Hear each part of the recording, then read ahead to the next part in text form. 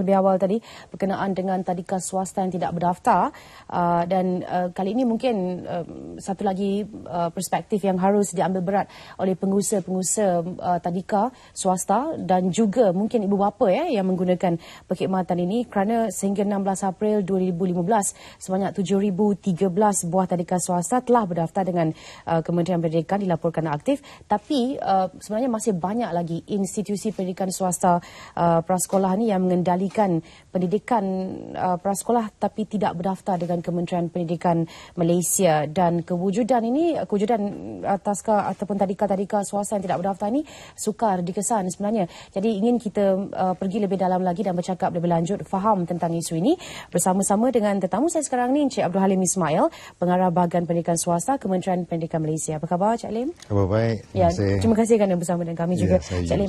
Baik, pertama sekali mungkin perlu difahami juga pendidikan prasekolah ini dikategorikan bagaimana, dari umur berapa ke umur berapa yang kita kelompokkan sebagai pelajar ataupun murid prasekolah?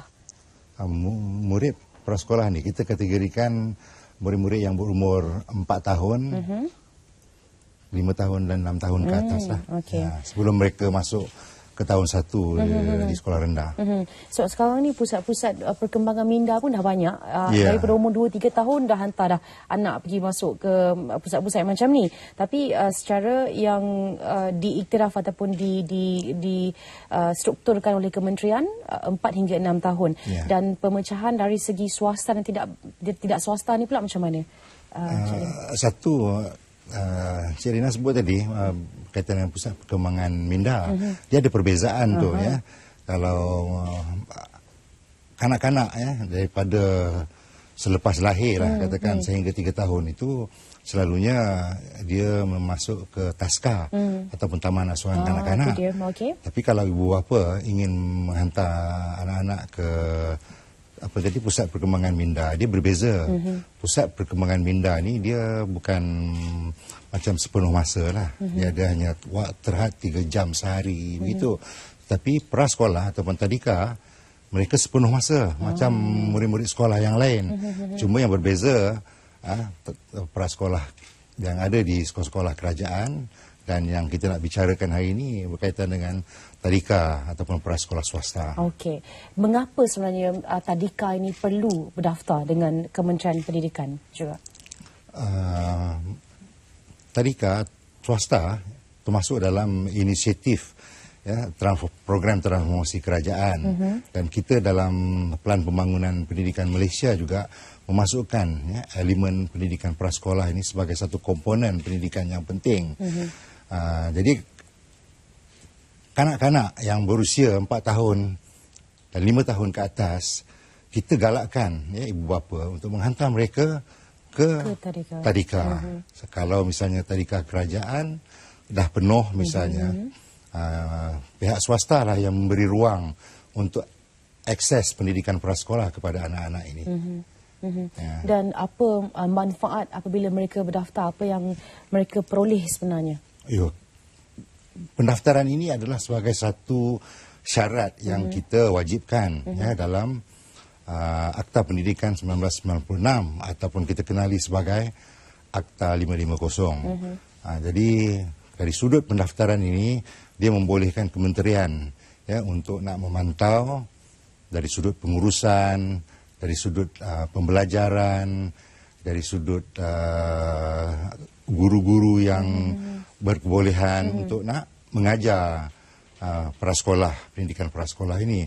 Selain daripada itu, pendaftaran juga akan kita lihat dari sudut aspek kebajikan murid, keselamatan, yang mana agensi lain seperti Jabatan Bomba dan Keselamatan, Jabatan Kasihat juga turut memeriksa premis atau kemudahan di tadika itu selain daripada kelulusan yang diberikan oleh pihak berkuasa tempatan.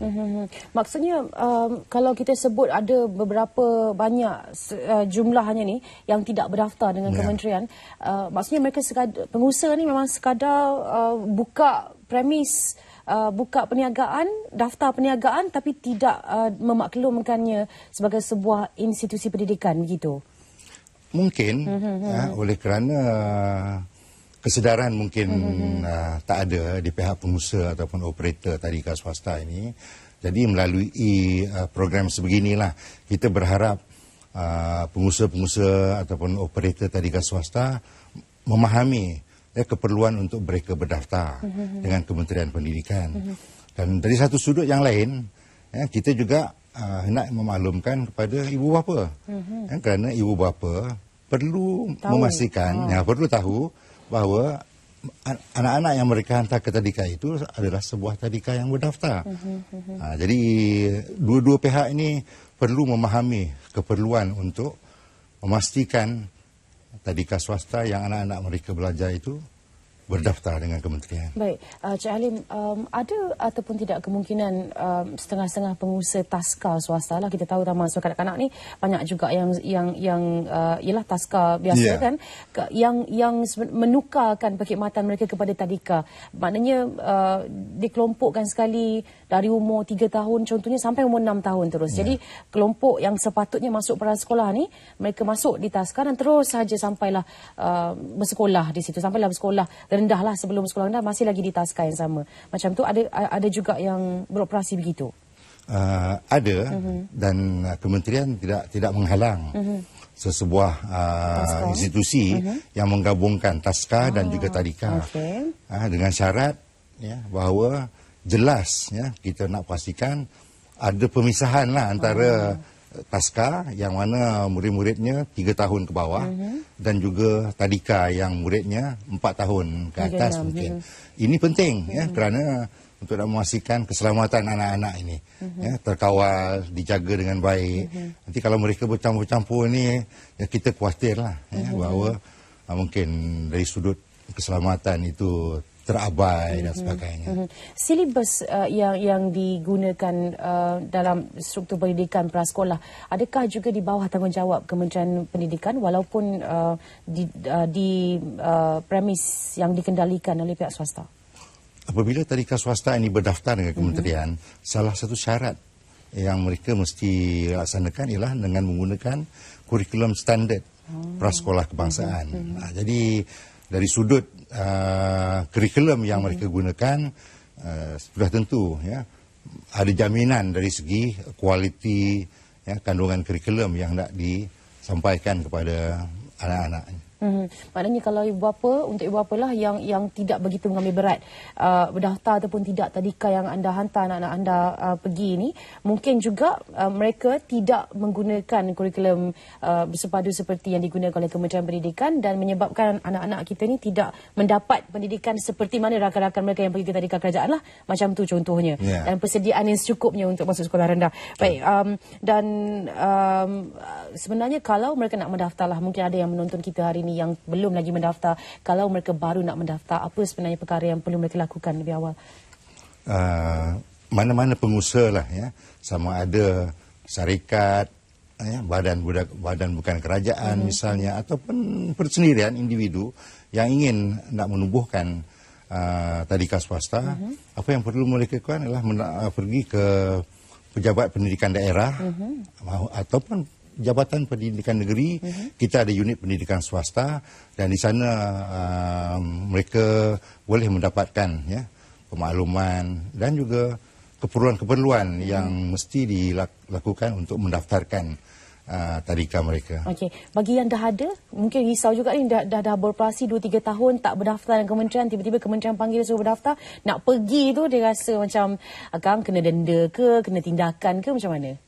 Itu tak ada masalah, itu sangat kita galakkan. Tetapi kalau kita dapat pemakluman lah sebelum itu yang mereka beroperasi tidak berdaftar, mungkin kita juga boleh kenakan tindakan seumpamanya lah. Dan ada tadika-tadika swasta yang tidak berdaftar, telah pun kita ambil tindakan di bawah peruntukan Akta Pendidikan 1996 itu. Jadi kita harap lebih ramai lagi tadika-tadika swasta yang menjalankan pendidikan prasekolah ini berdaftar dengan kita, kerana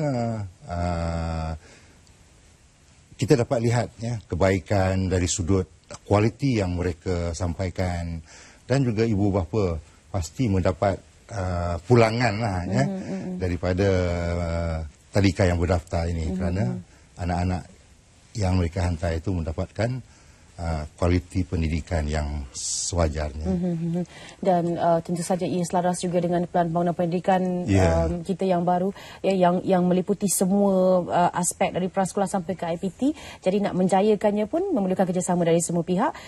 Dan disebut juga tadi, kalau mungkin juga ada kompromi ataupun budi bicaranya kalau pengusaha-pengusaha tadika swasta yang tidak berdaftar yang pergi sendiri ke Jabatan Pendidikan dan mendaftarkan diri mereka daripada premis-premis yang dikenakan tindakan yang kementerian yang jumpa. Betul. Ibu bapa boleh juga membuat aduan kalau mereka dapat tahu tadika yang mereka hantar anak-anak mereka ni tidak berdaftar. Boleh. Memang kita galakkan ibu bapa untuk nak menentukan sama ada tadika yang mereka nak hantar anak-anak ini berdaftar atau tidak dengan kementerian. Dan kita telah menyediakan satu laman sesawang yang mana ibu bapa boleh melawati untuk nak memeriksa sama ada tadika yang berkenaan berdaftar atau tidak. Oh, maksudnya ada senarai penuh tadika yang berdaftar. Tadika swasta semua sekali di semua tempat seluruh Malaysia lah. Ya, di seluruh Malaysia. Okey. Dan kalau di premis itu sendiri macam mana adakah pengusaha perlu memaparkan sijil ataupun sesuatu yang menandakan mereka berdaftar? Ya, memang itu satu keperluan lah. Apabila mereka telah didaftarkan, tadika tersebut mesti mempamerkan sijil pendaftaran. Dan kita juga sedang mengusahakan bahawa semua tadika ini perlu memaparkan satu macam tanda di luar premis mereka yang mengatakan tadika berkenaan berdaftar dengan nombor pendaftarannya dan sebagainya. Bayangkan kalau anak-anak kita pergi sekolah swasta, contohnya sekolah menengah swasta ke, tapi tidak berdaftar dengan kementerian. Jadi kita pun tidak dapat nak kawal jugalah apa yang mereka belajar di sekolah tu, contohnya begitu. Okey, baik. Setakat ini dari pemeriksaan kementerian di kawasan mana sebenarnya mungkin boleh kita kenal pasti juga banyak kes-kes tadika swasta yang tidak berdaftar ni. Tahun ini kita ada melaksanakan satu pemeriksaan ke seluruh negara dan daripada dapatan awal kita memang ada tadika-tadika swasta yang tidak berdaftar. Misalnya di Sarawak, di Pulau Pinang, ada bilangan yang agak besar. Mungkin dari segi kesedaran ataupun pemahaman mereka. Jadi melalui program sebegini kita berharap pemeriksaan yang kita lakukan tadika-tadika yang tidak berdaftar ini segera mendaftarkan tadika mereka dan bagi mereka yang belum dan ingin mengusahakan tadika swasta, kita kerajaan di bawah program transformasi kerajaan ada menyediakan beberapa insentif bagi mereka supaya dengan wujudnya tadika swasta ini dia memberi peluang lebih ramai murid-murid dalam kumpulan 4 tahun, 5 tahun mendapat akses pendidikan prasekolah di negara kita. Okey. Baik, Calim, sebelum kita berakhir, mungkin boleh diberikan juga laman sesawang tadi yang boleh dilungsuri oleh ibu bapa dan juga tempat di mana pengusaha dan bakal pengusaha boleh dapatkan maklumat lanjut sebenarnya. Mungkin di kementerian laman web kementerian juga. Okey, untuk ibu bapa terutamanya yang mereka boleh menyemak tadika-tadika swasta yang berdaftar ataupun melaporkan tadika yang tidak berdaftar melalui laman sesawang www.smpk.moi/carian_institusi.html. Jadi kepada mereka yang mungkin tidak dapat akses ini, apa yang perlu mereka lakukan adalah datang ke pejabat pendidikan daerah ataupun jabatan pendidikan negeri untuk lebih dapatkan maklumat yang lebih lah dari sudut pendaftaran tadika swasta ini. Baik. Kalau boleh kita sebut lagi sekali www.smpk.moi.gov.my. Pendek kata boleh lawatilah laman sesawang Kementerian Pendidikan moi.gov.my dan pautannya itu ialah carian_institute.html. Institute okey. Betul, baik. Terima kasih kita ucapkan Cik Alim kerana bersama kami hari ini dan memberikan penerangan. Mungkin ada banyak perkara yang kita tak sedar pun kita buat ataupun kita terlibat sebelum ni kan. Encik Ibrahim Ismail, Pengarah Bahagian Pendidikan Swasta Kementerian Pendidikan Malaysia.